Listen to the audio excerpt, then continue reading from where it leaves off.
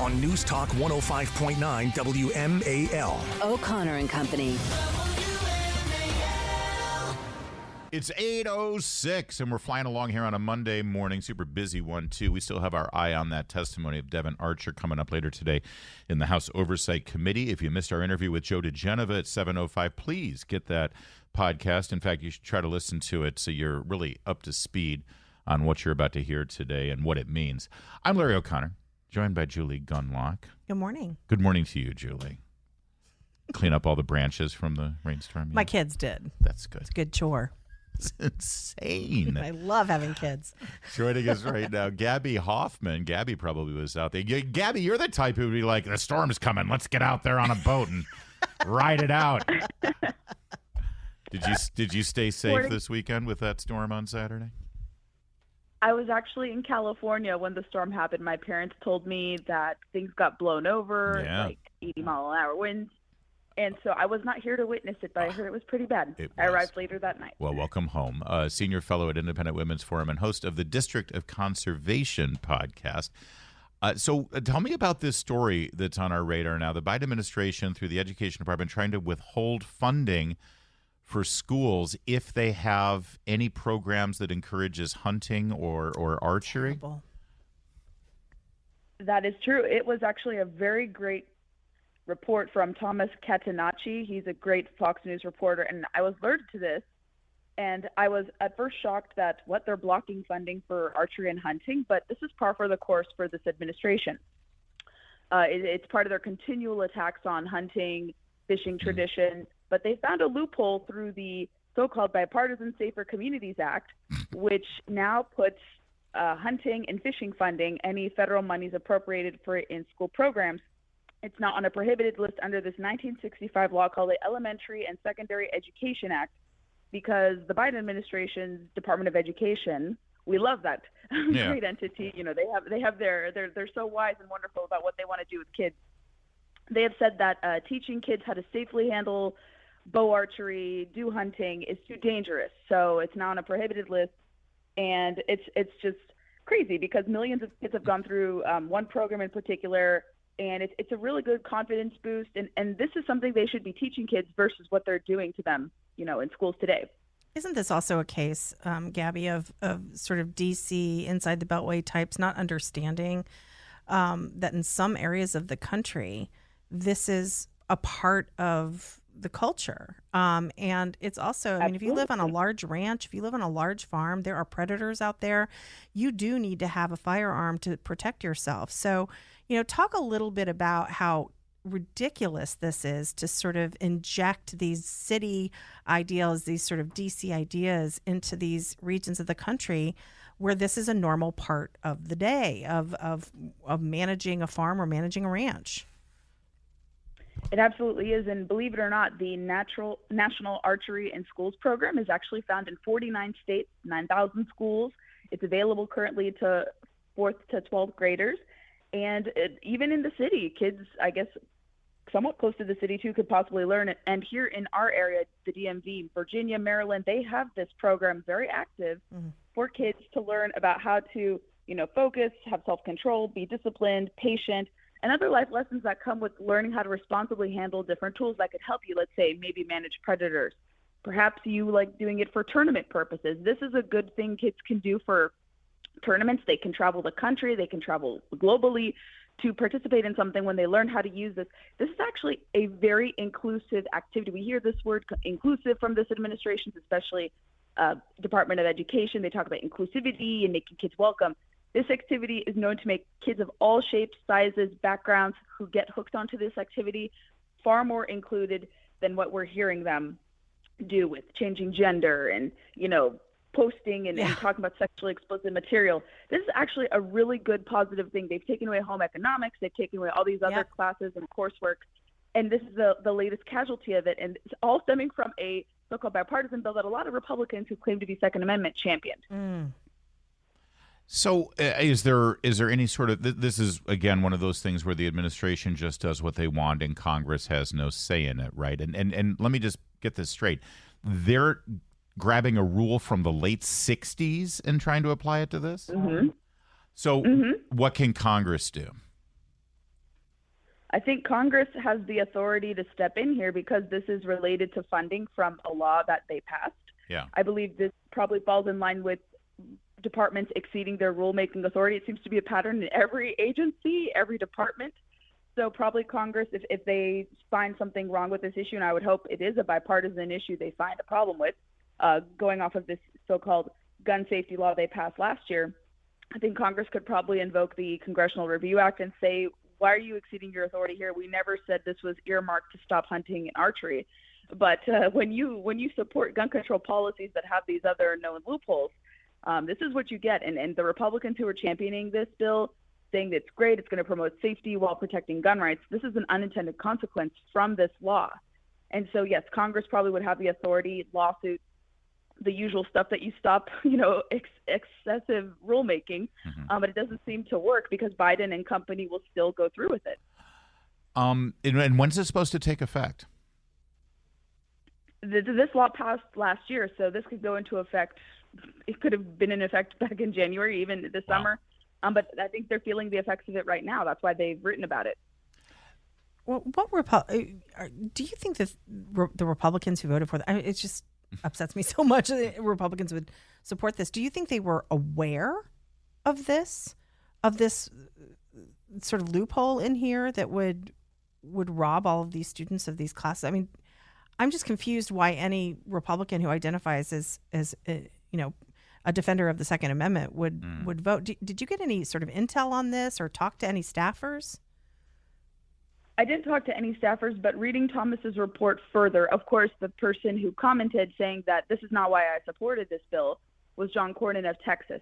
And he said that he sent a letter, was totally unaware, blindsided that this was even being done, claimed that this was not in the final bill's passage, but the Biden administration can interpret what it wants for promoting safer, inclusive activities, including, in their mind, restricting hunting and archery classes in schools, which have been there for a long, long time, offered to millions of kids in almost every single state.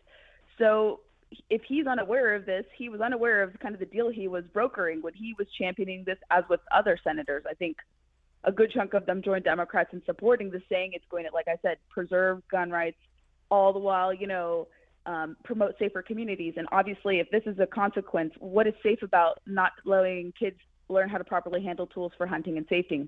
I obviously must caveat, think Second Amendment does not guarantee hunting, but there's a lot of connection between the two with funding and all that. So it's just absurd, but not surprising Republicans joined in. Gabby, I just have to say this is just yet another reason why the school choice movement is going to be strengthened, because there are going to be private schools that offer this, and that's going to be attractive to parents, especially in these areas where this is culturally very normal. And so, I feel like in some ways this really makes me mad and gets me down, but at the same time, this kind of stupidity from the Department of Education, the Biden administration, is what drives the school choice movement. So I guess that is the silver lining here. Yeah. That would be the silver lining. Absolutely. And I would hope it can start here in Virginia. We start to see more of it here and in Maryland too, all across the DMV. And yeah, I mean, ideally it would be great if this was privately offered, but sometimes this is the only type of option a kid in a rural area will have, or in a city will have, and to learn archery. And this is one of the few probably good, line items that the government can offer if we're speaking candidly there, and to remove this type of program. Like I said, kids are not learning skills, and they're becoming so stressed and so distracted and so unsure of themselves. So an activity like this gives them command of things and empowerment, and they're taking this away to further manipulate them or perhaps inculcate them with things they shouldn't be inculcated with. Yep. Gabby Hoffman is a gun-toting hunter woman, and we love talking about it. In fact, can you stay with us, because we have a little bit more critter news that involves hunting and wildlife, and we know that's your wheelhouse. Can you stick with us for one more segment? I would love to stick with you both. Thank you. All right. Gabby Hoffman doing a little critter news with us in just a moment. First, it's 8:15. WMAL. Making sense of the news. Live From the Home Paramount Pest Control Studios. Home Paramount, the leader in pest control since 1939. News Talk 105.9. WMAL. Making sense of the news. A little critter news here, extended edition with Gabby Hoffman of Independent Women's Forum, because it involves hunting, and you are a huntress. Do you prefer the? How do we? What's the best way to describe this? Why is that funny? It's just, I think she's fine. Well, I shouldn't speak for you. I don't want to. Do you prefer to be called a huntress? You can call me whatever you want, Larry. Anytime. Oh, that is so dangerous. All right, Gabriella. Oh, wow. Let's talk hunting. No, so first of all, you know that you're of course aware of the black bear invasion here in the Mid-Atlantic. Yes. Northeast DC, they're wandering around, hailing an Uber or something, going to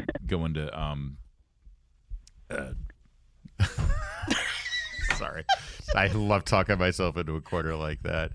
The point is, there's a lot of bears around. Maryland is offering this lottery for people to go bear hunting. First of all, you're a Virginia gal, but are you able to hunt bear in Maryland? Are you going to put up for the lottery so you can go hunting?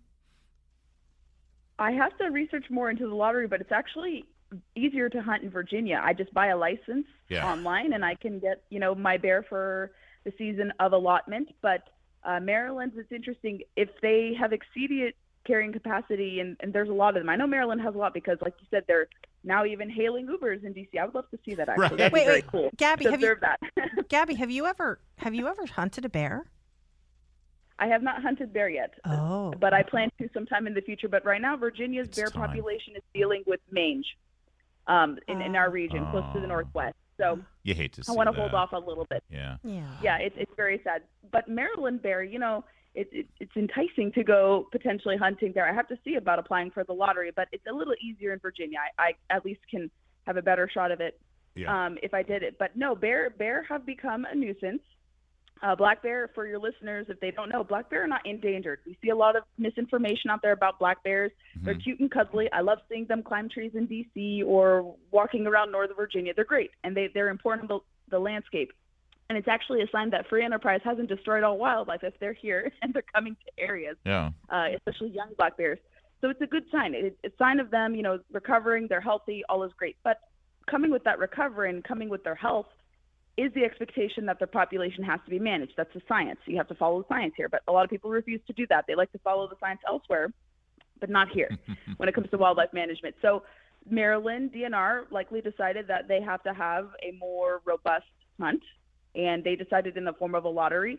I think their population it's probably big enough where they could have a more well-rounded season, but if they're starting with a lottery, that's interesting. It's a good first step, but they should be like Virginia once they have a population that can obviously, have for a season.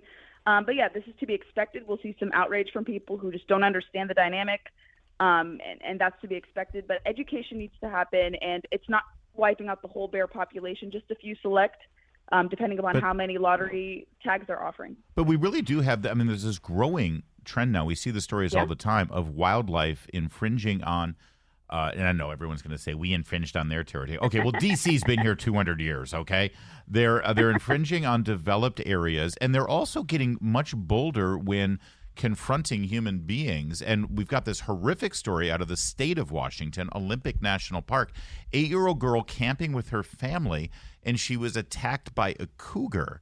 And there were cougar attacks in California last summer as well. And, there's something going on there. Did you see that story? Yeah, these are pretty common. There was a grizzly bear attack in Montana. A woman went hiking by herself right outside Yellowstone, got mauled to death, had no bear spray, no gun, nothing. I don't know why you would hike by yourself in such a region where the grizzly bears are numerous. There's over 1,000 in that whole greater Yellowstone ecosystem, but they don't want to manage them because they think they're still needing endangered protection. But the cougar stuff in the West Coast, Larry, where you and I are from, it's not surprising. Washington State now has people on their wildlife agency board that don't support hunting. They want to move that agency away from hunting. So they have probably decided that fewer cougars will be hunted. Eventually, they probably don't want to allow it altogether.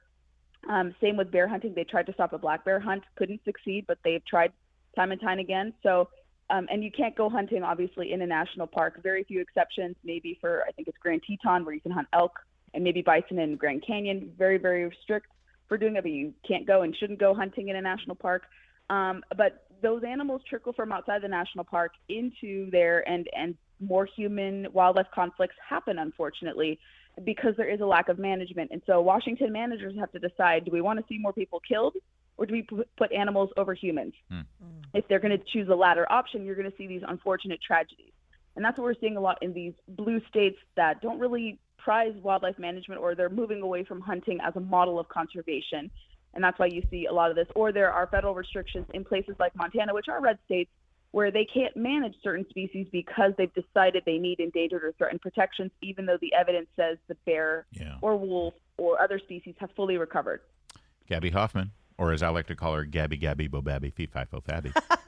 Thanks for joining us, Gabby. Thanks, Gabby. Thank you, Larry and Julie. Talking. She said I can call her anything. She did. So I did. It's 8. You never give me that kind of license. I know. 8:23.